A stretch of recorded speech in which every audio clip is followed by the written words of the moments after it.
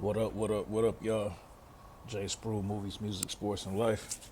And y'all can tell I got my power t shirt on up underneath my Carolina Tar Heels. I don't know what to call this zip up thing I got, but I bought it at the University of North Carolina along with this hat when I went there for the first time. It was a beautiful experience.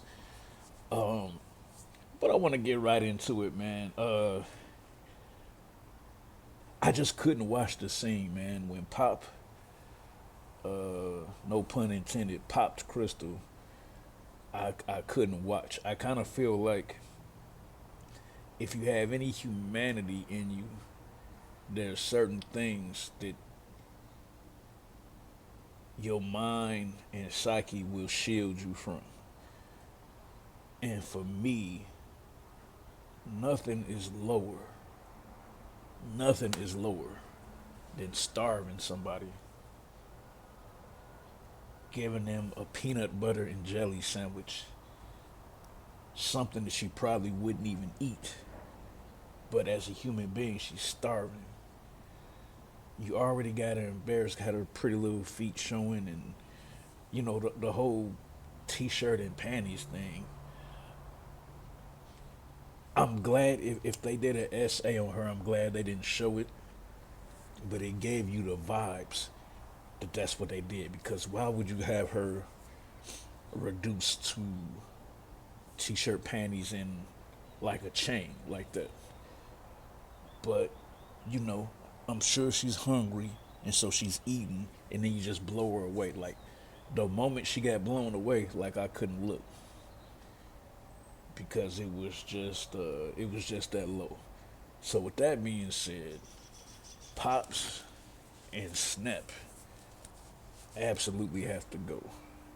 They cannot remain on this planet. I would be highly unsatisfied if they don't meet their demise in episode 10. They have to. You know, I think I think Crystal was growing on me, man. I hope I'm not the only one. I didn't like her acting jealous of Juke and the way she was acting in that girl group. And I didn't even like her when she apologized. But the further we got away from them being in that group together, the more I liked her, the prettier that she seemed to me, the more common sense she seemed to have. And I just don't know why she wasn't getting through to Kanan. I mean, she got through to him about not selling his product at the same place where he lives, but it seemed like he wouldn't listen to her about anything else. And she seems like she could have been a ride or die for him. But it really makes me wonder when you fast forward to OG Power, man, Juke is about the only woman you even see Kanan talking to her with. He seemed like he got real excited when he saw Tasha. And, Ghost had to kind of check him about how he was like overly excited about talking to Tasha. So maybe something happened there, but they didn't show us that. But it seems like I don't know. It don't seem like he loved her like that. They don't really develop Kanan's character enough for us to really have seen that. But at minimum, I can tell you this is gonna change him. Like, famous is his dog, but them taking her out, yeah. If we say that Kanan is not brutal or vicious enough, I think starting with episode 10 and then going forward to this final season, I'm pretty sure that this is the last straw in terms of him. Um, Something else that was interesting. I thought it was interesting that both B Rilla and Lou both got fed up with the music game at the same time. And they both decided that this ain't for me. I gotta find a different way to get to my bag. And as we know, from the inner cities that we come from and the life experience that we've had as black males, for the most part, it only means three things. Either you a tailback running the ball, you a shooting guard, point guard, or you out here trying to be a black king.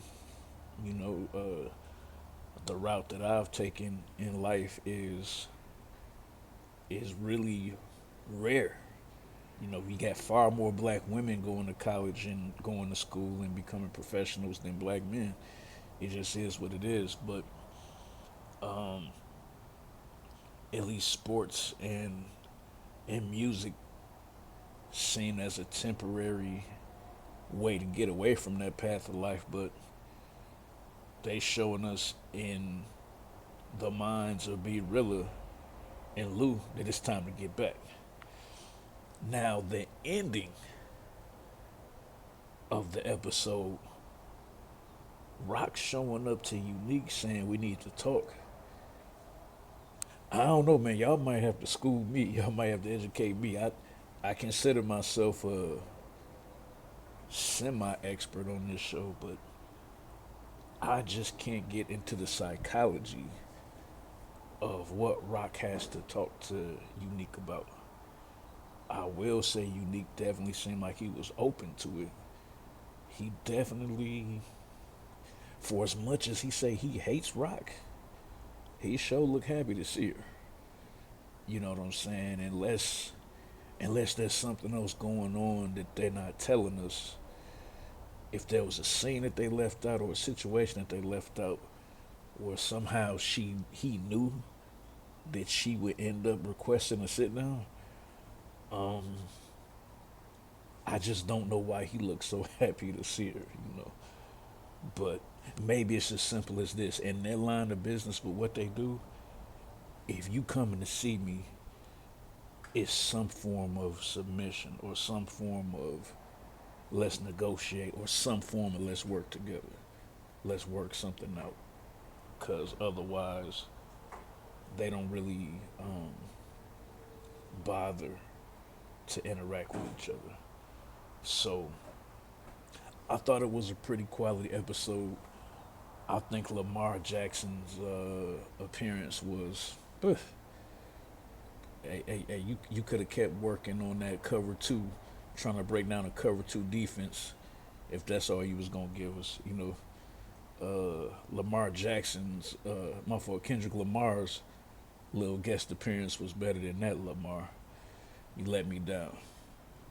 But let me know what y'all thought of this episode in the comments, and definitely let me know what you think is gonna happen in episode 10, the final one.